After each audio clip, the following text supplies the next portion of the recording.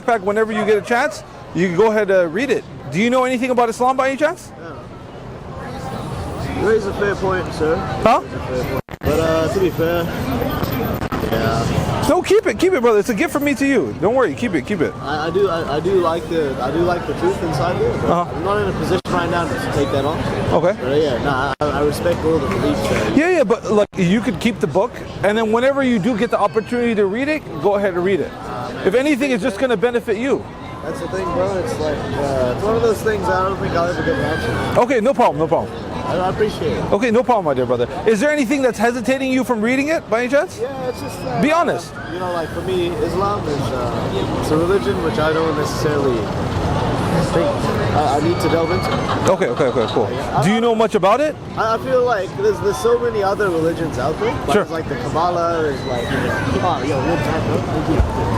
There's there's Buddhism, there's Hindu, there's like a million religions out there, you know. But you know the biggest religion in the world is Islam. You're aware of that, right? Yeah, but that doesn't mean that that's the only truth, right? Like if my experience is different to someone else's experience. Sure. It's entirely impossible to have like a million different truths, you know? Like you never really know. I wouldn't necessarily agree with you. I understand that's actually a common rhetoric that's spewed nowadays, that there is a million different truths.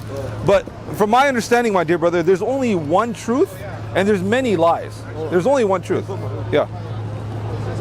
So what were you saying about? No, I said that there is, a lot of people nowadays, they spew this rhetoric that there's only, there's many different truths out there, right? But the reality is there's only one truth and there's many lies.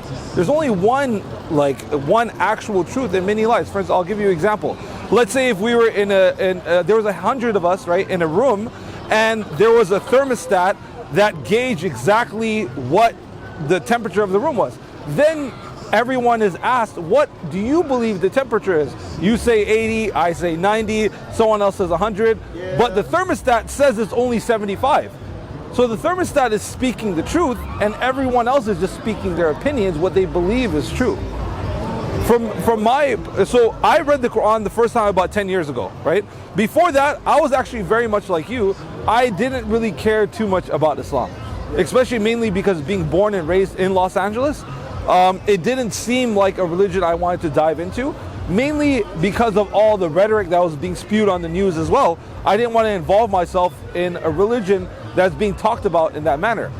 But once I started diving in myself, I started doing some research myself, and I realized that I've been fed a propaganda, I've been fed a lie. That's when I started to rethink everything, you know? So I completely understand. What do you think is a lie? I would say all the things that they spew about Islam is a complete lie. The reality is Islam is the only true religion of God. That's why they attack it so much, and there's reasons for it. But like, I guess it's more about your feeling of why Islam is the truth rather than why other people think Islam shouldn't be, has spread mistruths about your religion, you know? Sure. So like for you, like if you feel like you did Islam because of why other people did it, like it doesn't really make sense. Like, is that why you went into Islam? Because no, so I went to Islam basically looking for answers, all right? And all the answers I was seeking, I found them. And I didn't find any of those answers in any other belief system. And I've studied almost every single belief system. My ancestors are from a Hindu background. So I have familiarity with these different religions and these different ideas and stuff like that. And I've chosen Islam because I know it is the absolute truth.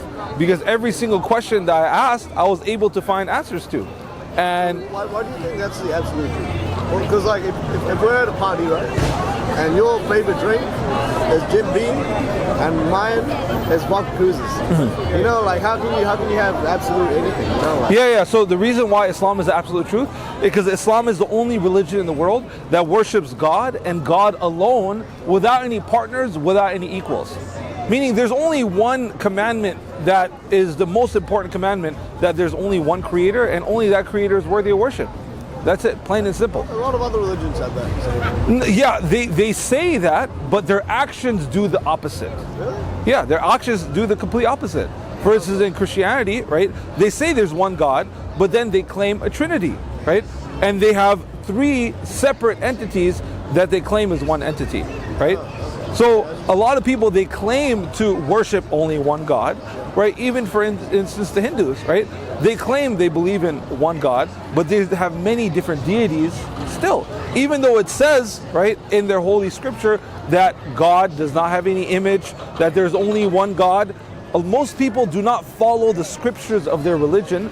They follow the teachers, they follow the preachers, they follow the sadgurus, they follow everyone else besides the actual book.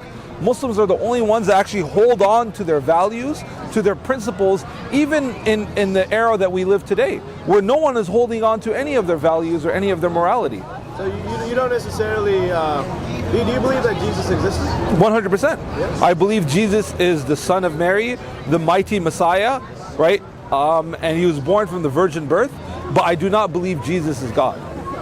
But do you believe in the Holy Trinity? No. The separation between the two? No. Why not? First of all, it makes no sense. Jesus never preached a Trinity himself.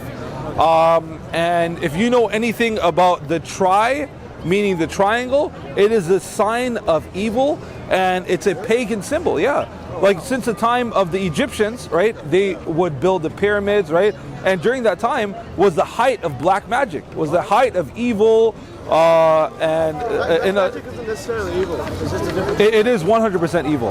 It's people have different understanding of the unseen world, but most people, they don't understand the unseen world.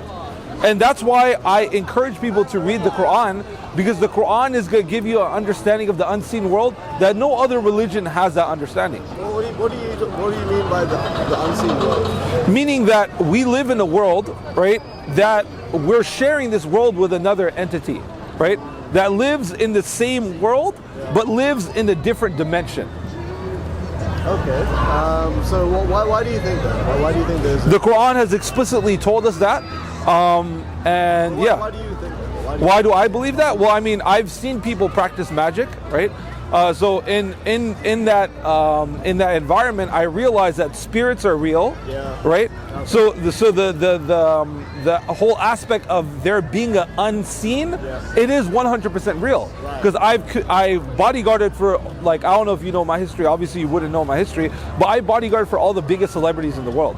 So in this process, I've seen them practice certain levels of magic. And I've seen certain levels of spiritualism that other people haven't necessarily witnessed. Absolutely. So for me, I witnessed that is a 100% fact. The unseen world is real. Yeah. Well, what do you when you say you saw the magic happen? Well, what kind of things have you seen to make you think? Well, there's, I'm quite popular now, so I can't necessarily talk about too much of the details of what I've seen.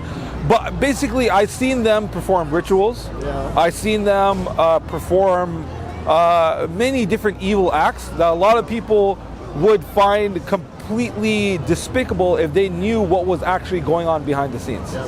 That's true. That's Yeah. true. Yeah. There's a lot of that shit going on. Exactly. That's actually what I would say brought me closer to God, is realizing that the devil is real, that the devil does exist. I don't know, man. Like, people always talk about the devil being such a bad thing. I honestly don't think. I think the knowledge and the experiences that the devil gives you can be used for positive things at the end of the day. And I completely understand your point of view, but that's a different point of view, than most people have. And you have to understand why do you have that point of view?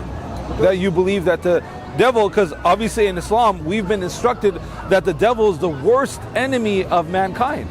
So for you to say the complete opposite, that the devil may actually, so for me, I see it like this is one of the trickeries of the devil, that he'll make you think that he's not as evil as he actually is.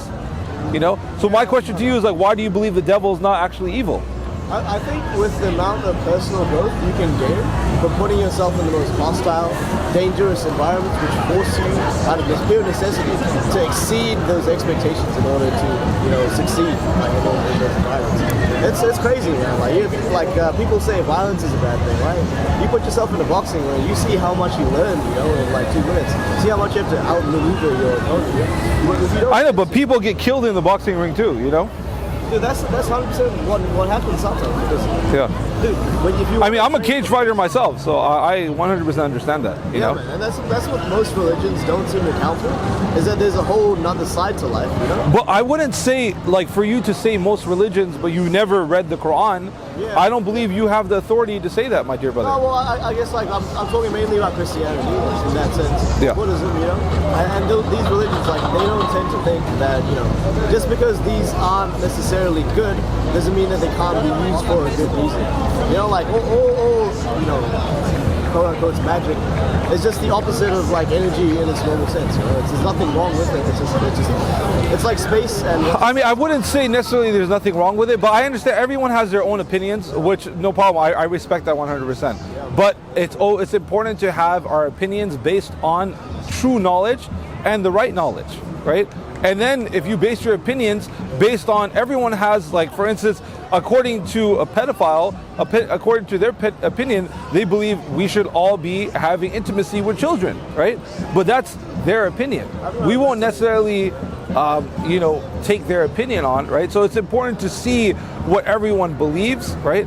And see, like, and test out their opinions to see if there's any type of reality towards it, you know? Well, see, where I come from, like, I come from a Jungian background, so I believe the ultimate goal in life is to actualize all your potential in your and kind of like not just your analytical, your thinking brain, but also the archetypal brain, the hero's journey, so to speak. You know? So I believe in life along those pathways. And I found that with the devil, so to speak, in my life, there's been so much that comes from having your back against the wall, you know, when you're tested to your limit. So like, yeah, man, I don't know. It's everyone views it as a really bad thing, but you see, this is what I mean. Like, if that is the case, that, you know, like, the devil should be, you know, trusted. It just makes me go, like, you know, I've gained so much from it, but, you know, it doesn't match with my own kind of experience. So you would say that you gained so much from the devil? Yeah, absolutely. So I would say so there's people obviously who make companions with we call them the shayateen, right? So there are people who make companions with the spirits, right? They make friends with the spirits, right? But the thing is, they have no idea how they're being, according to Islamic opinion, they're being deceived, right? They're being deceived because they're making you, because the reality is they are your worst enemies. So if your worst enemy were to give you $1 million, guess what? They're getting a lot more out of you than you're getting out of them. You sound pretty confident, man. 100%. I know exactly what I'm talking about. I've dove into the spiritual world very deeply. I know exactly what I'm talking about when I'm talking about these things. So a lot of people, you can 100% benefit from communicating with these spirits. 100% you can, but you lose a lot more than you benefit. That's a fact. That's a fact. Yeah, you lose a lot more than you gain. Yeah, but honestly, my dear brother, you know, from like if you could see it as a big brother point of view, I would love for you to just take a look at the book. If you want, you could later on, you could put it away, you could give it to someone else, but take a look at the book. Knowledge is power, my dear brother. Knowledge is power. I'll take a look at it. Okay, brother? If you want, you can check me out on YouTube too. Yeah. I am the Warner. The Warner. The Warner. That sounds cool. Yeah, to warn people. Yes, sir, brother. It's a pleasure meeting you, all right? Yes, sir.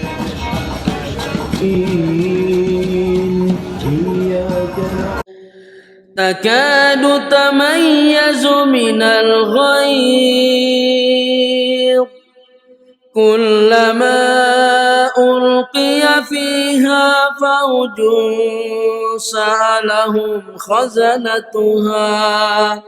سألهم خزنتها ألم يأتكم نذير قالوا بلى قد جاءنا نذير فكذبنا وقلنا ما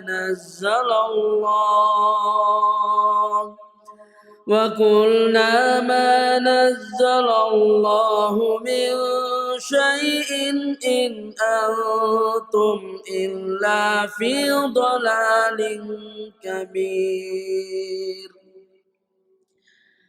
وقالوا لو كنا نسمع أو نعقل ما كنا في أصحاب السعير فاعترفوا بذنبهم فسحقا لأصحاب السعير.